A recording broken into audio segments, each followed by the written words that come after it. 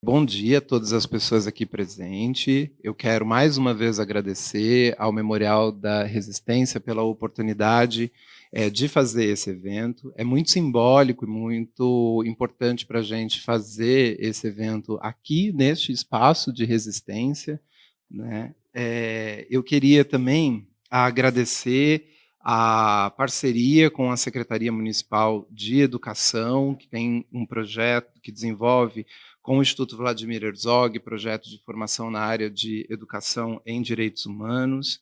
Também queria agradecer ao professor José Sérgio, que foi meu professor, e que é responsável muito por quem eu sou hoje. Eu quero agradecer profundamente a oportunidade de tê-lo como professor.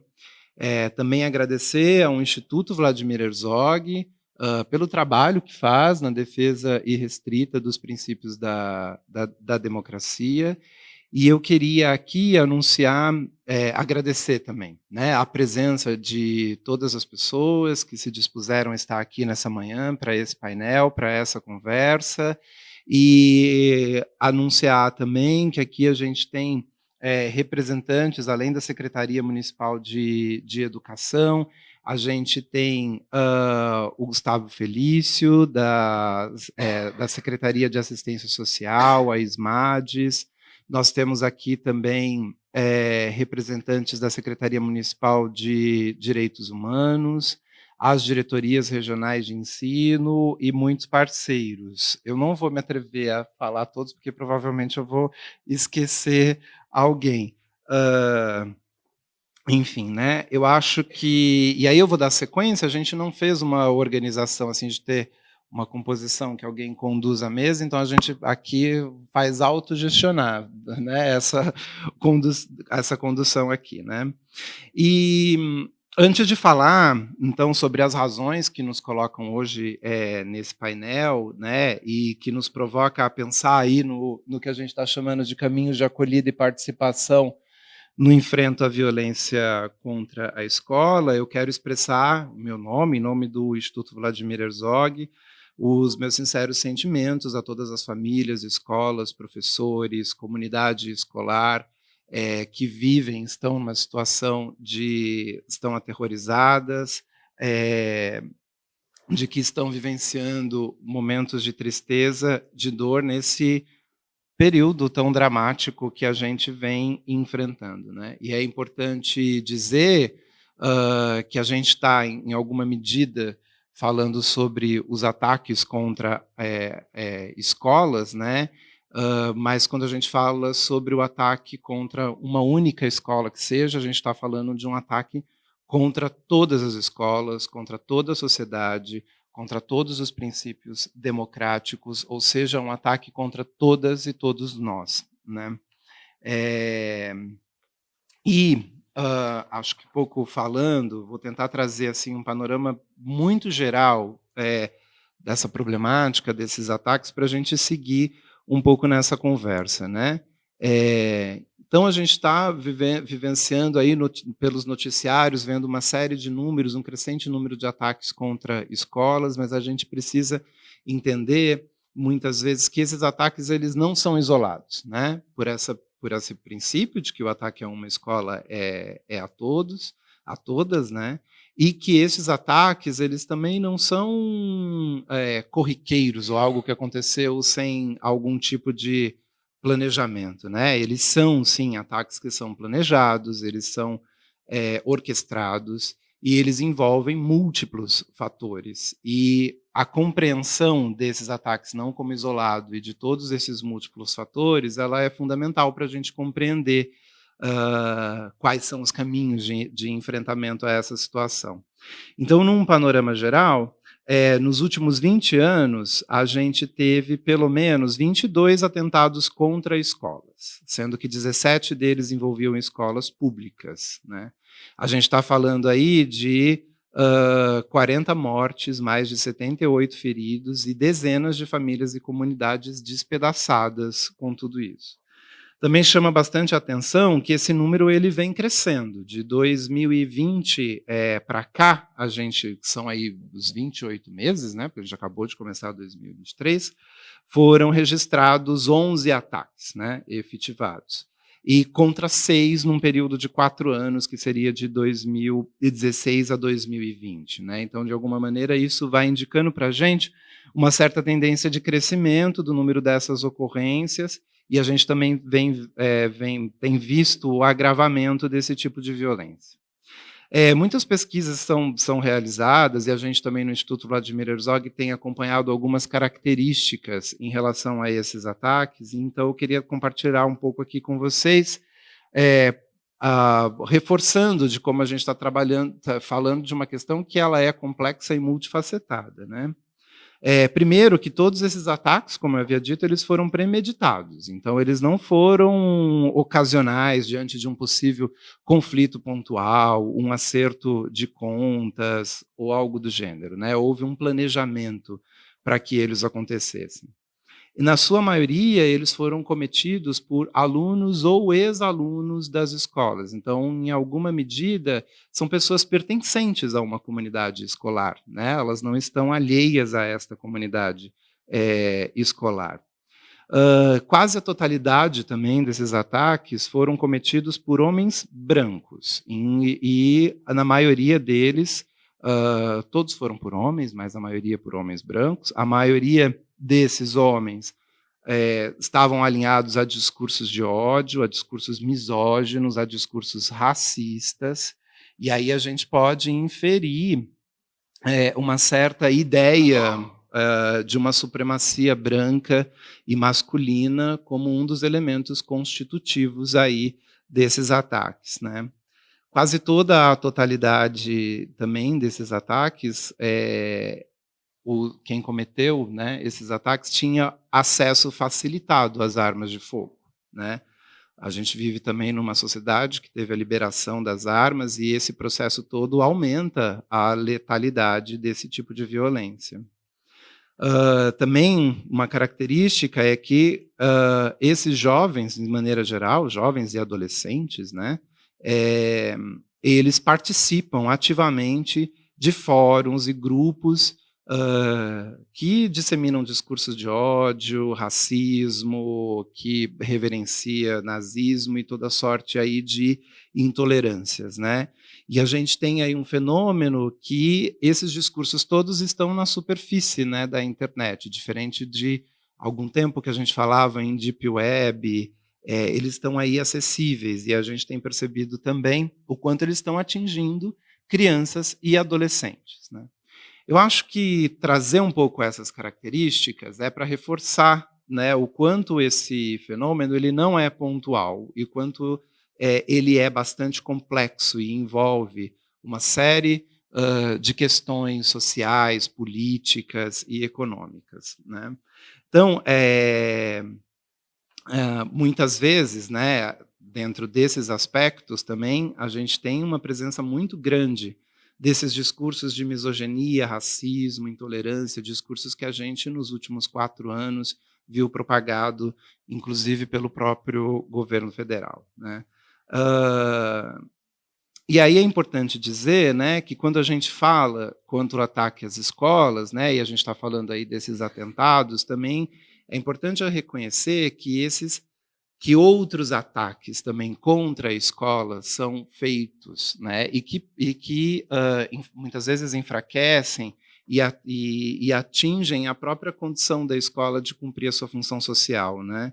Então, a gente tem políticas também que desvalorizam, que também podem ser lidas como algum tipo de ataque às escolas e à educação, como as políticas que desvalorizam a profissão docente, como essas sucessivas perseguições e acusações de que escolas e professores estariam fazendo algum tipo de doutrinação, enfim, e aí todo esse tipo de sorte de outros ataques que acontecem cotidianamente, que infelizmente acabam se somando ou resultando em alguma medida aos atentados que a gente viu recentemente na escola de Blumenau e na escola Tomásia Montoro aqui em São Paulo. Né?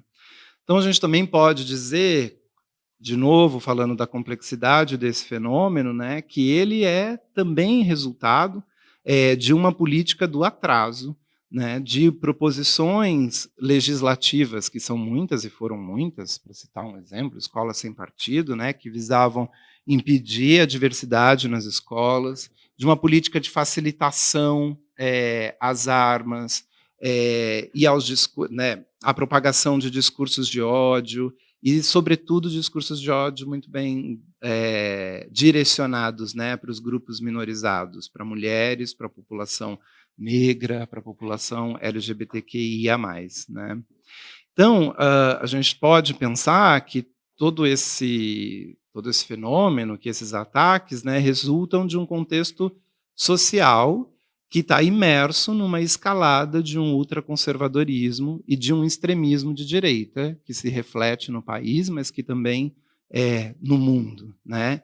Então, qualquer ação que prometa combater essa situação sem tratar, né, como disse, do seu contexto social, educacional, político, ético, do convívio escolar, ela tende a ser fracassada, porque atua de maneira não sistêmica, mas de maneira pontual e reativa. Né?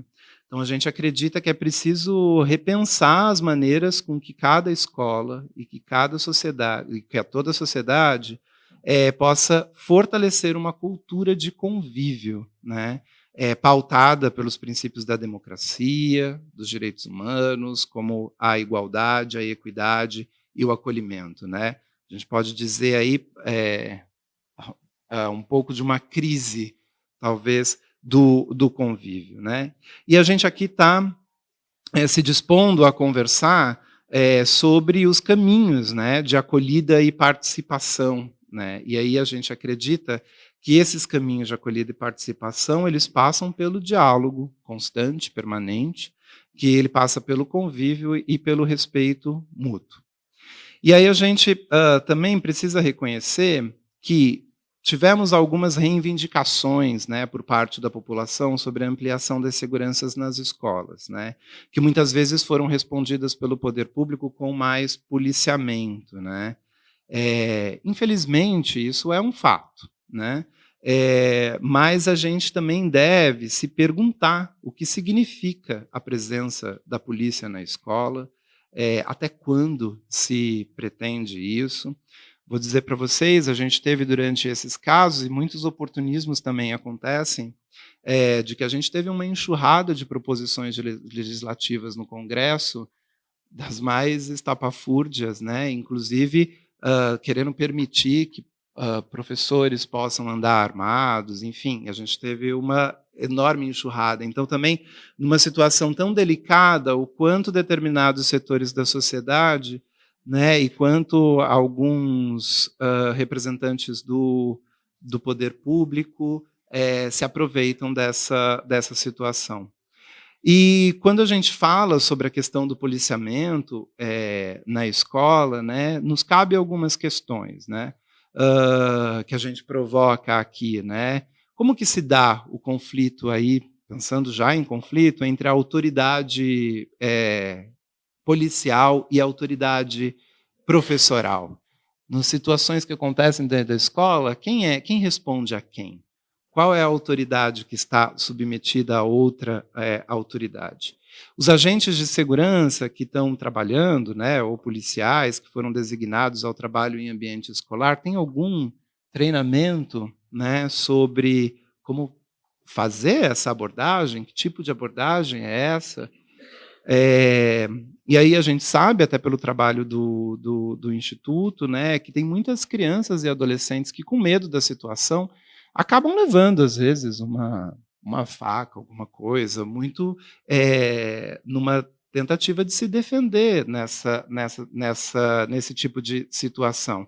E como seria a abordagem, né, da polícia encontrando um jovem, um adolescente, com alguma determinada arma, né? Quais seriam as implicações criminais e jurídicas para esse adolescente, para sua família, né? Sobretudo para as famílias mais pobres, as famílias pretas nesse país, né?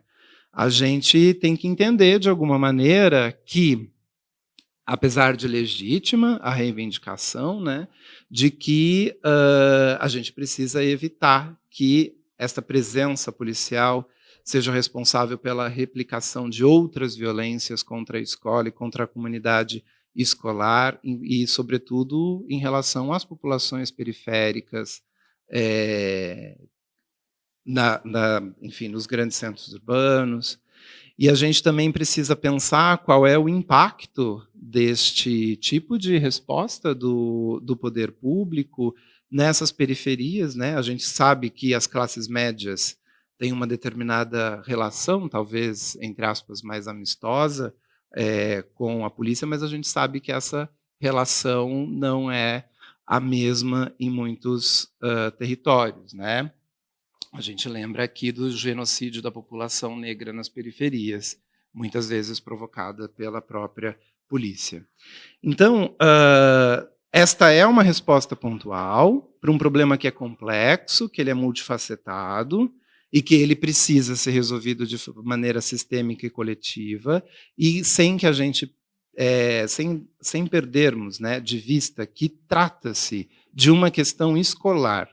Eu imagino que o Zé Sérgio vai aprofundar nessa questão, então não, mas trata-se de uma questão escolar, e aí, dentro desses caminhos, né, a gente precisa afirmar que a escola é um espaço de proteção, que ela é um espaço de escuta, que ela é um espaço de convívio, não um espaço, né, de policiamento, que ela é o lugar do diálogo, da vivência, do respeito mútuo, e ela precisa ser reconhecida por toda a sociedade e pelo poder público como esse espaço da coletividade, e não como um lugar de disputa, de concorrência, de meritocracia, de controle, né? Então, assim, né, como eu já disse, enfim, e repito, qualquer ação que prometa combater as violências contra a escola, sem tratar do contexto social, educacional, político, do próprio convívio escolar, tende a ser fracassada e tende a desviar a função social da escola.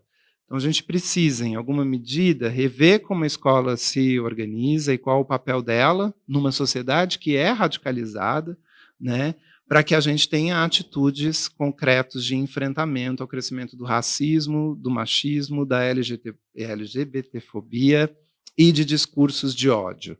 A gente precisa também pensar que os professores, né, os profissionais da educação devem receber uma formação continuada, mas que inclua uma valorização, inclusive salarial, de que eles possam estar na escola desfrutando de um ambiente seguro, de um ambiente saudável e acolhedor. A gente também vê como um tempo de convocar ou reconvocar, né, toda a sociedade para o enfrentamento dessa problemática, reconhecendo e valorizando a escola como esse espaço da coletividade, como o espaço da cultura do diálogo, no qual a gente possa fomentar, né, a qualidade dessa convivência dentro e fora da escola. Então, permitindo também, em alguma medida, que a gente possa constituir redes de apoio entre pares, responsáveis por essa convivência, envolvendo a maior participação das famílias nesse processo, e não distanciando, criando mais conflitos dentro dessa relação, né? A gente precisa reconhecer, tratando-se de um problema escolar, de que a comunidade escolar, família, alunos, professores, têm muito a dizer e precisam ser escutados e escutadas nesse processo. Também é preciso fortalecer, né, a parceria, né, das escolas com as organizações da sociedade civil, aí que atuam na promoção dos direitos humanos e da igualdade, para que, juntos e juntas, a gente possa aí construir uma sociedade mais justa e democrática. E as famílias precisam, sim, participar desse processo, se sentir acolhida na participação desse processo e pertencente e responsável pela convivência escolar, né? A gente também precisa, né, criminalizar, sim, mas com inteligência, a proliferação de discursos de ódio, as práticas de ódio, muitas vezes controlar a questão das mídias digitais e garantir com políticas com políticas sociais, públicas e efetivas, que adolescentes, crianças e jovens, não sejam cooptados por grupos e discursos de extrema direita.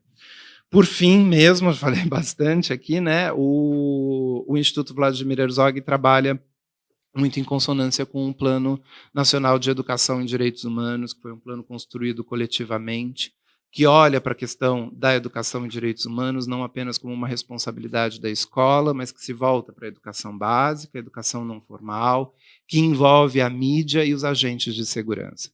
Esse plano foi construído e as suas diretrizes com ampla participação popular, e a gente entende que a retomada desse plano, a atualização dele, a retomada da participação popular na construção dessas diretrizes, ela é